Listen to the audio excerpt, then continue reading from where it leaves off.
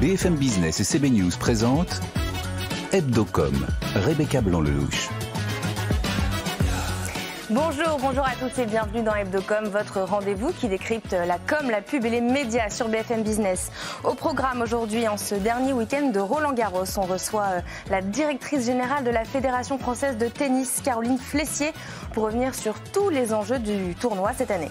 Elon Musk à Vivatech, Julien Casqui nous en dira un peu plus dans son journal. Et puis pour finir, le quoi qu'il en coûte, c'est terminé. Bon ou mauvais timing pour les Français? Harris Interactive a réalisé ce sondage pour BFM Business et pour Tilder. Voilà le programme, Hebdocom, c'est parti.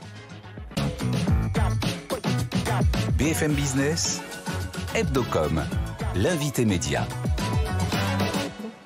En ce dernier week-end du tournoi de Roland-Garros, notre invitée aujourd'hui, c'est Caroline Flessier. Bonjour. Bonjour. Vous êtes directrice générale de la Fédération française de tennis. Merci d'être avec nous. Et bien sûr, je suis avec Frédéric Roy, rédacteur en chef de CB News. Bonjour. Bonjour Rebecca. Merci à vous aussi d'être avec nous. C'est un plaisir.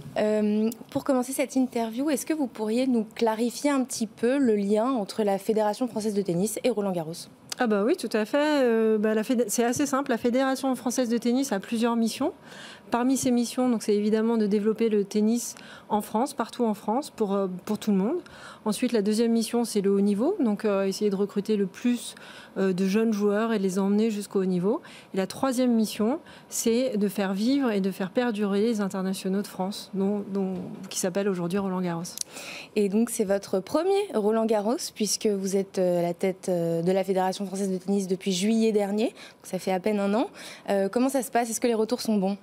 Alors c'est mon premier Roland-Garros de l'intérieur, les retours sont excellents. Déjà, ça fait 3 semaines, donc on a eu la première semaine de qualification qui a été un franc succès puisque c'est la première année où on a ouvert les practices des joueurs au grand public. Donc on a fait complet sur toute la semaine, on a eu 50 000 fans et spectateurs qui sont venus sur cette semaine-là. Et ensuite, depuis le début du tournoi, vous le voyez, donc tout est complet. On a voulu beaucoup travailler sur l'expérience de nos spectateurs, l'expérience de nos joueurs. Et on a beaucoup de bons retours. Alors, le soleil aide énormément. On a une ambiance, en fait, dans les allées du stade. Je ne sais pas si vous avez eu l'occasion d'y aller. Non, j'ai pas eu cette chance. Voilà, il y a la magie Roland-Garros qui opère. Et c'est vrai qu'on a réussi à upgrader l'expérience qu'on voulait pour nos spectateurs et nos joueurs.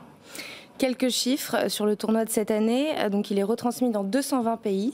Il compte 150 diffuseurs. 21 marques sont partenaires. Et Roland fête cette année ses 50 ans de partenariat avec BNP Paribas. Quelle relation vous entretenez avec ces partenaires? Quelle est leur valeur ajoutée? Comment vous les choisissez? Comment ça se passe? Comment vous travaillez avec eux pendant le tournoi? Alors, on a une relation et on croit beaucoup à la fédération. On croit beaucoup en la co-construction. Donc, ça veut dire quoi? Ça veut dire que travailler avec des partenaires, c'est une relation en général de long terme qu'on installe. Et donc, on est toujours sur cette expérience. Donc, on va travailler avec eux sur des activations. Vous avez sans doute dû voir certains partenaires qui font des spots publicitaires, qui profitent de ce moment, en fait, pour prendre la parole sur les valeurs auxquelles ils croient. Vous citiez les 50 ans de BNP Paribas et l'attachement de BNP Paribas avec le tennis. Donc, c'est les valeurs qui sont portées. Donc, on travaille beaucoup, on co-construit avec eux. On imagine des animations partout dans le stade, mais pas que. Et donc c'est la manière dont on fait tous ensemble progresser notre tournoi, puisque on arrive à animer dans le stade, mais aussi en dehors du stade. On arrive sur les réseaux sociaux aussi à faire des collaborations. C'est des choses qui ont énormément de valeur pour nous. Vous faites par exemple, hier, on a eu, pour la première année, donc on a lancé un Pride Day, puisqu'on a ces valeurs d'inclusion à la fédération, mais aussi pour le tournoi de Roland-Garros. Et donc, on a travaillé sur nos réseaux sociaux et on a été relayé par nos partenaires. Et donc, c'est ce type de collaboration qu'on peut faire. C'est des partenaires à long terme, mais vous changez parfois. Par exemple, Renault a remplacé Peugeot, qui était là depuis très longtemps. Ça se passe comment? C'est des remises en compétition au bout d'un moment, ou ça s'arrête et vous relancez un casting? Alors, on peut avoir comme ça on a surtout beaucoup de rencontres, on échange beaucoup. Oui, il y a des appels à partenaires, donc ça c'est des choses qu'on fait de manière très classique. Et puis ensuite, ça va être vraiment, on va regarder plusieurs choses. Donc c'est le rayonnement de la marque Roland-Garros, parce que c'est vrai que Roland-Garros c'est un tournoi, mais aussi une marque. Ça va être notre capacité aussi à s'allier et à avoir des complémentarités dans nos compétences, dans la manière dont on va adresser les choses. Donc vous profitez de leur expertise à eux aussi. Exactement. Ah oui, tout à fait. Oui, c'est vraiment on appelle ça aujourd'hui des partenaires parce qu'on co-construit et on imagine des choses ensemble. Et 21, c'est un chiffre magique ou il pourrait y en avoir 32 ? Il pourrait y en avoir 32. Après, on a quand même une réalité physique. C'est que le partenaire doit apparaître dans le stade. Le partenaire a envie aussi de présenter ses produits. Et donc, c'est vrai qu'aujourd'hui, on a un stade qui fait 12 hectares avec des animations. Il y a un principe de réalité physique, en fait. On ne peut pas non plus aller trop au-delà. Vous parliez des collaborations que vous pouvez mettre en place avec ces partenariats, mais plus largement, quelle est, vous, en tant que nouvelle directrice générale de la Fédération française, votre stratégie de com autour de Roland-Garros cette année ? Alors, on a une stratégie de communication qui s'étend sur l'année. Ce qu'il faut savoir pour Roland-Garros, et les passionnés de tennis le savent, pendant 15 jours, 3 semaines, on a le monde entier qui aime le tennis, qui a les yeux braqués sur Roland-Garros. Et on a une exclusivité du calendrier et on a possibilité vraiment de faire rayonner notre tournoi. Ça, c'est pendant l'année. Après, il y a d'autres grands chelems pendant l'année. Donc, il y a aussi des moments de prise de parole pendant ces grands chelems. Et puis, toute l'année. C'est avoir une base de fans.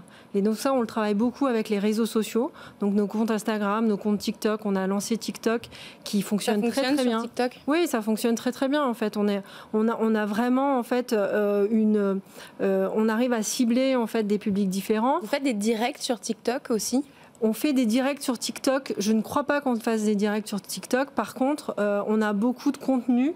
On travaille beaucoup avec des nouveaux influenceurs, les Hugo Décrypte.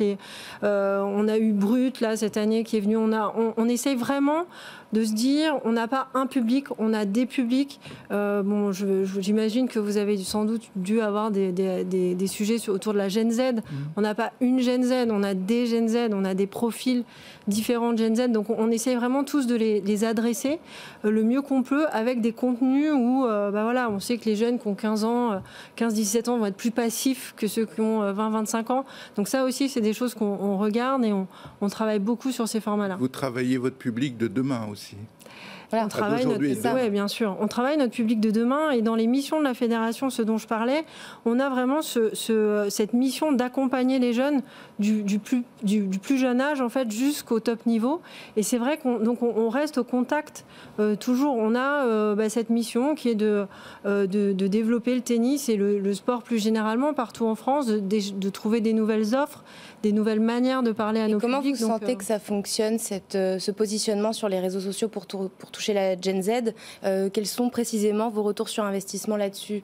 Vous voyez des réactions, des comportements Ou des inscriptions dans les clubs, quoi. Oui, alors on a nos inscriptions dans les clubs. Déjà, on a passé le 1 million de licenciés beaucoup plus tôt cette année. Donc l'année dernière, c'était la première année depuis, je crois, une dizaine d'années qu'on dépassait le 1 million de licenciés, qu'on redépassait le 1 million de licenciés. On a dépassé le 1 million de licenciés en mai. Cette année, on l'a dépassé avec 3 mois et demi d'avance. Donc ça veut dire que ça fonctionne bien. Et puis, on a des actions qu'on ne faisait pas avant. On ose davantage. Alors, Roland-Garros, c'est bouger les lignes, mais on ose davantage de choses. On a fait, par exemple, un journal de Mickey. Voilà, Mickey et Minnie qui jouent au tennis. Ça, c'est des choses nouvelles pour toucher tous les publics. Donc, la communication aujourd'hui, c'est vraiment une stratégie globale, stratégie d'ensemble qui est nationale pour les missions de la fédération, mais pas que, qui est aussi internationale, et pour faire rayonner aussi notre tournoi et notre marque Roland-Garros. Aujourd'hui, le modèle économique de Roland-Garros repose sur les droits de diffusion des matchs, en l'occurrence détenus par France Télé et Amazon jusqu'en 2027, les partenariats et la billetterie. Est-ce que vous allez atteindre vos objectifs cette année ? Oui, on va atteindre nos objectifs. On va donc, parce qu'on a ouvert donc cette semaine de qualification à davantage de public, on a une expérience différente et on propose plus de contenu. Aujourd'hui, c'est nous qui produisons, donc on est producteur exécutif de contenu pour tout le tournoi. Et donc, on fait cette production qu'on met à disposition de l'ensemble des chaînes télé. Et donc, oui, on va atteindre nos objectifs. On va même sans doute les dépasser un petit peu. Sur quoi ? Vous savez ce qui prend particulièrement cette année ? Je dirais que c'est à peu près c'est l'ensemble en fait de nos services. Vous savez, à partir du moment où l'expérience des spectateurs, des joueurs, de toute personne qui vient travailler sur le tournoi est bonne, en fait, mécaniquement, les résultats viennent avec. Pour terminer cette interview, on accueille notre journaliste BFM Business, Julien Casqui, qui va vous faire un petit questionnaire de 2 minutes. 10 questions en rafale en 2 minutes. Voilà, Julien Casqui. Et voilà, avec un chrono, on peut lancer le chrono. Allez, c'est parti, Caroline Flessier. Première question, un bon Roland-Garros en 3 mots. Soleil, sourire et un grand oui. Roland-Garros sans Rafael Nadal, est-ce que c'est Roland-Garros? C'est Roland-Garros, oui. Alcaraz ou Djokovic? Je ne peux pas répondre. Équité sportive, je ne peux pas. Le sport que vous suivez à la télé à part le tennis? La Formule 1. J'ai redécouvert la Formule 1. Un match de tennis sur une durée plus courte, bonne ou mauvaise idée? C'est pas à nous de décider. Changer les règles. L'UTS, par exemple? Les sets, en fait, qui sont trop longs. Est-ce qu'on pourrait raccourcir, par exemple? Non, mauvaise idée. Mauvaise idée. Amélie Mauresmo, directrice du tournoi, en 3 mots. Vision, positivisme, professionnalisme. Le tennis français, problème de mental ou pas? Alors je vous dirais, le mental est un muscle, le tennis est son sport. La plus grosse célébrité que vous avez saluée cette année à Roland-Garros? Alors le coup de cœur, c'est Gabriela Sabatini que j'ai croisée ce matin. Ok. Et franchement, j'étais hyper touchée. Alors moi je la connais pas. Moi non plus. C'est qui? C'est une ancienne joueuse de tennis. D'accord. Argentine, Okay. Magnifique et vraiment très très sympathique. La politique qui s'invite dans le sport, est-ce que c'est une bonne ou une mauvaise chose? C'est ni bon ni mauvais en fait. C'est la société est comme ça, la politique fait partie de la société, donc c'est un fait et il faut en tenir compte. Et pour terminer, est-ce que pendant cette interview, il y a une question qu'on ne vous a pas posée, que vous auriez aimé qu'on vous pose? Non, je crois pas. Une question à laquelle j'aurais aimé répondre, non. On a tout abordé. Ouais, je crois. Qui ferait un bon vainqueur de Roland-Garros cette année? Selon moi? Ouais. Honnêtement, j'en sais rien. Non, honnêtement, non, j'ai pas. En fait, c'est vraiment 2 joueurs très très différents. Hein. Qui? Djoko et Alcaraz. Donc, on pense. Vous n'avez pas de favori? Non, j'ai pas de favori. C'est vraiment des joueurs différents en fait. Merci Caroline Flessier, vous êtes directrice générale de la Fédération française de tennis. Merci d'avoir été avec nous. C'est parti pour le journal de Julien Casqui. BFM Business, Hebdocom, le JT de la com. Et on commence ce journal par le groupe français The Independent qui lève 400 millions d'euros. Et oui, et qui fait entrer à son capital un certain Stéphane Courby, le patron de Banijay, qui prend une participation minoritaire. The Independent est spécialiste des événements et du marketing numérique dans la mode, le luxe et le lifestyle. Avec cette levée de fonds, le groupe veut renforcer ses activités à l'international où il est déjà très présent et pourrait procéder à plusieurs acquisitions entre 50 et 100 millions de dollars. Il réalise déjà 350 millions de dollars de chiffre d'affaires. Amazon pourrait lancer à son tour une offre avec de la publicité sur sa plateforme de streaming Prime Video à un tarif plus abordable que l'offre existante, à l'instar de Netflix et Disney. Selon le Wall Street Journal, les négociations avec les annonceurs ont commencé il y a quelques semaines. Le débat autour de la publicité après 20 heures sur France Télé ressurgit à la faveur d'un rapport parlementaire. Supprimer totalement la publicité après 20 heures n'est pas une bonne solution. C'est la réponse de France Télévisions aux députés Jean-Jacques Gaultier et Quentin Bataillon, les auteurs de ce rapport. Ils souhaitent supprimer le parrainage le soir. France Télé estime que cette mesure profiterait aux plateformes américaines comme Netflix ou YouTube. Selon ce rapport, le parrainage le soir représente près d'un tiers des recettes publicitaires du groupe public. Ce rapport encore préconise de remplacer ce manque à gagner par une part de la taxe GAFA créée il y a 4 ans en France. Et la suppression totale de la publicité le soir avait déjà été réclamée par l'association des chaînes privées.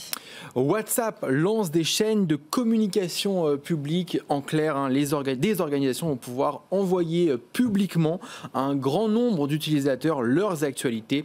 Ce nouveau service permettra aux marques de trouver un nouveau terrain de jeu pour diffuser leur publicité.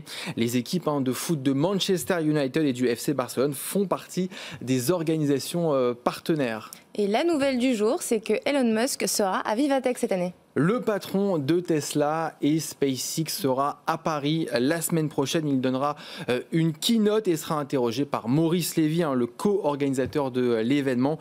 Les thèmes précis de son intervention n'ont pas encore été dévoilés. Et comme chaque semaine, on termine ce journal par notre campagne chouchou, par la campagne validée par Hebdocom de la semaine.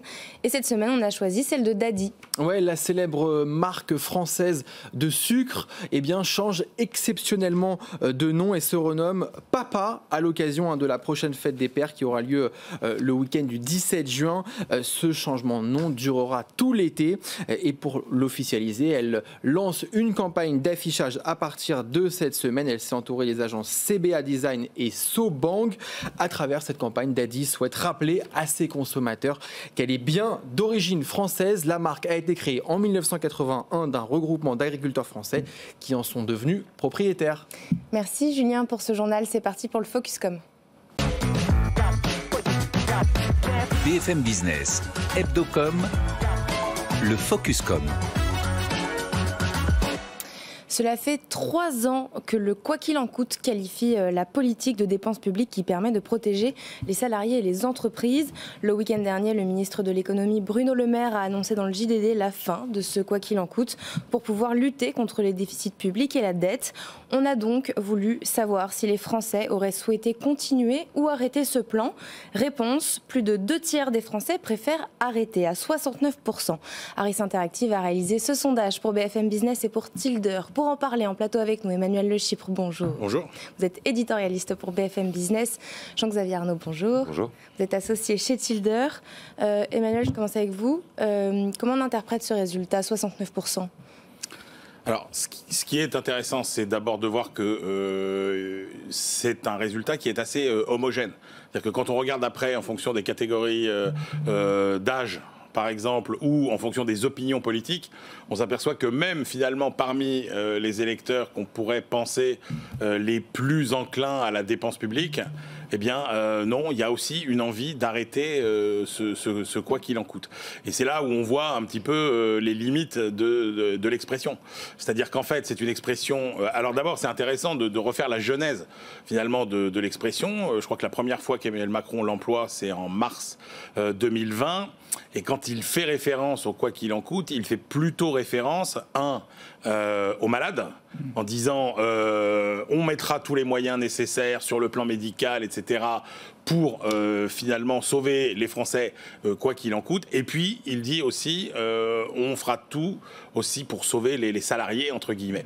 Et c'est là que c'est toujours intéressant, c'est-à-dire d'une expression qui finalement résume assez bien l'état d'esprit, se transforme en non générique d'une politique économique.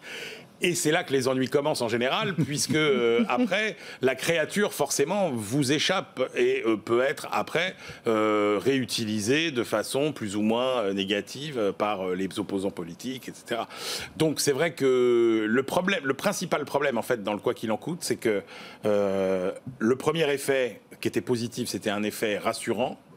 Et le deuxième effet, qui lui, pour le coup, est l'effet boomerang un peu inquiétant, c'est que quand vous dites quoi qu'il en coûte, vous avez un problème qui est quand est-ce que ça s'arrête et jusqu'à quand. Donc, en fait, en réalité, ça a bien marché parce qu'on est tous d'accord. Tous les économistes disent que si on ne l'avait pas fait, là, on serait dans une situation bien pire aujourd'hui. Mais encore une fois, on se rend compte que c'est compliqué d'arrêter ce genre de politique. Et là où ça a été extrêmement compliqué pour terminer, c'est là où les circonstances n'ont pas servi finalement le quoi qu'il en coûte, c'est que cette politique qui était au départ prévue pour lutter contre la crise sanitaire et le Covid, finalement est devenue tellement générique qu'elle a été maintenue ensuite pour la guerre en Ukraine et tous les aspects, factures énergétiques, etc., où là, on en a peut-être sans doute un peu trop fait. La bonne nouvelle, c'est que finalement, les Français paraissent presque raisonnables et se disent, bah oui, peut-être qu'on a été trop loin. Ils sont assez lucides sur la situation, finalement. Absolument. Jean-Xavier, est-ce que vous trouvez que Bruno Le Maire a bien choisi son timing, du coup? En tout cas, je trouve très intéressant de voir que la fin du populaire, quoi qu'il en coûte, parce que c'est un paquet de mesures qui a été extrêmement populaire. Enfin, c'est quand même un système qui a été mis en place, comme le disait très bien Manuel Le Chypre, pour sauver les salariés français et l'économie française dans son ensemble. Donc c'est un système qui a été très populaire. Sa fin est également populaire, ce qui pourrait paraître étonnant. Ce que je trouve intéressant, c'est de voir qu'on a posé la question aux Français à la suite d'une séquence de communication que j'appellerais séquence dette, on va dire, qui allait de plusieurs communications gouvernementales sur le sujet jusqu'à l'échéance de la décision de Fitch sur la notation de la France. Et c'est ce 69% qui est quand même très net en faveur de l'arrêt du quoi qu'il en coûte peut laisser penser que le gouvernement, le président de la Cour des comptes, le président de la République ont su faire la pédagogie de, peut-être pas la rigueur, mais au moins de la raison dans la dépense publique et donc dans la maîtrise de la dette. Donc c'est vrai que j'aurais tendance à lier le fait que ce résultat cette semaine est quand même très connecté à une séquence que du coup on peut juger réussie vu ce qu'en disent les Français sur ce sujet de la dette en amont de la décision de Fitch. Emmanuel, Bruno Le Maire avait annoncé plusieurs fois la fin de ce plan, encore en février dernier. Pourquoi ça a traîné? Ces signes de quoi? Alors c'est là où, pour terminer de compliquer la fin de la séquence, c'est qu'on est effectivement dans les injonctions contradictoires.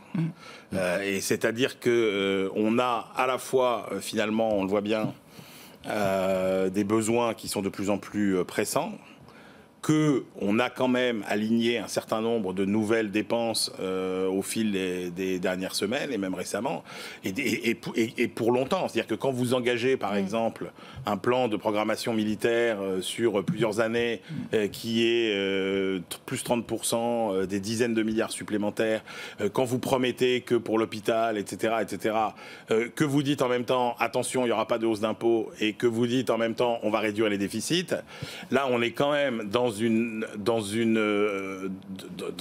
quelque chose qui ne boucle pas. Et donc, effectivement, il a annoncé plusieurs fois à la fin du quoi qu'il en coûte, parce que lui, sa conviction personnelle, et ça compte aussi, c'est que il y avait trop d'aides qui étaient distribuées de façon trop peu ciblée.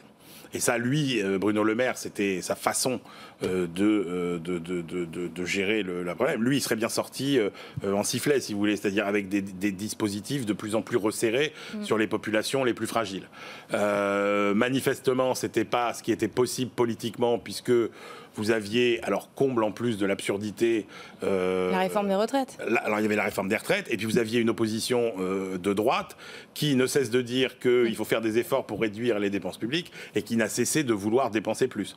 Donc pour des raisons politiques aussi, le message du quoi qu'il en coûte, il a quand même été considérablement brouillé, et c'est vrai que Bruno Le Maire, il a annoncé plusieurs fois la fin du dispositif, et que, ça a traîné, effectivement. Rapidement, Jean-Xavier. Non, c'est vrai. Qu'est-ce que ça veut dire concrètement à la fin du quoi qu'il en coûte? C'est pas si clair que ça. Est-ce que ça signifie qu'on arrête et qu'on met des mesures en face qui sont des mesures plutôt de rigueur? Est-ce que c'est une énième fin du quoi qu'il en coûte qui en fait devra être suivie d'une réelle nouvelle fin du quoi qu'il en coûte? Ça a déjà été le cas. C'est à voir. Ce qui est certain, c'est que la suite le post quoi qu'il en coûte ne va pas être évident pour Emmanuel Macron et pour le gouvernement, puisque je pense que depuis sa campagne de réélection, il a quand même très collé à son image un côté ultra dépensier, toute vanne ouverte sur tous les grands sujets. Vous citiez l'hôpital, je pense qu'on peut également citer l'éducation, la justice, tous ces sujets sur lesquels les Français sont extrêmement préoccupés et sur lesquels beaucoup d'engagements de dépenses ont été pris, hors cadre du quoi qu'il en coûte. Néanmoins, ça coûte beaucoup. Donc où est-ce qu'on atterrit, c'est pas très clair. Merci Jean-Xavier Arnaud d'avoir été avec nous. Vous êtes associé chez Tilder. Et merci Emmanuel Le Chypre, éditorialiste pour BFM Business, d'avoir été dans Hebdocom aujourd'hui. C'est parti pour la chronique de Frédéric Roy.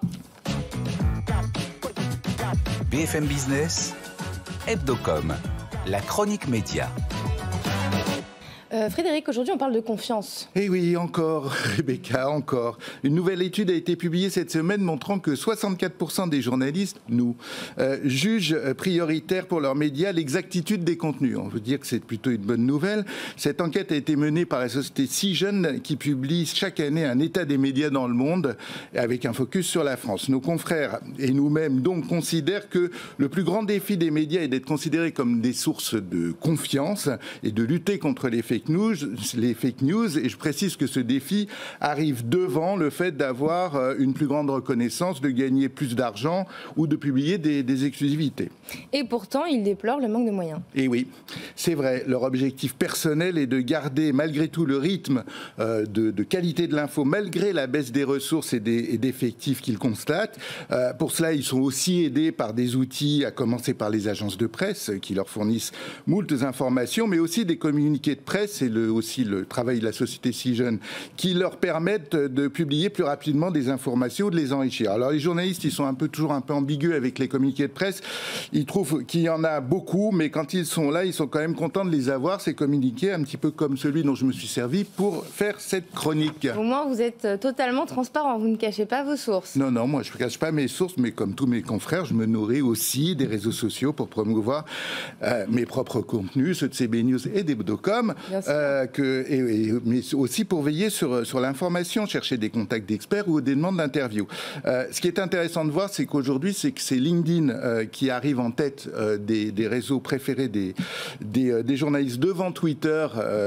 Elon Musk pourra en parler la semaine prochaine à Vivatech, mais qui est devenu un petit peu moins crédible qu'auparavant. À noter qu'Instagram et TikTok se deviennent aussi des sources assez importantes, ce qui est en soi pas une surprise si une autre étude qui est parue cette semaine montre que 88% des Français de 18 à 34 ans passent l'essentiel de leur temps sur les réseaux sociaux. Il faut savoir où est son audience et ça ne changera pas. Et merci Frédéric Roy pour cette chronique. Avec vous plaisir. me faites ma transition parce que Hebdocom est évidemment dispo sur LinkedIn, sur Instagram, pas vraiment sur TikTok, mais on va bientôt s'y mettre.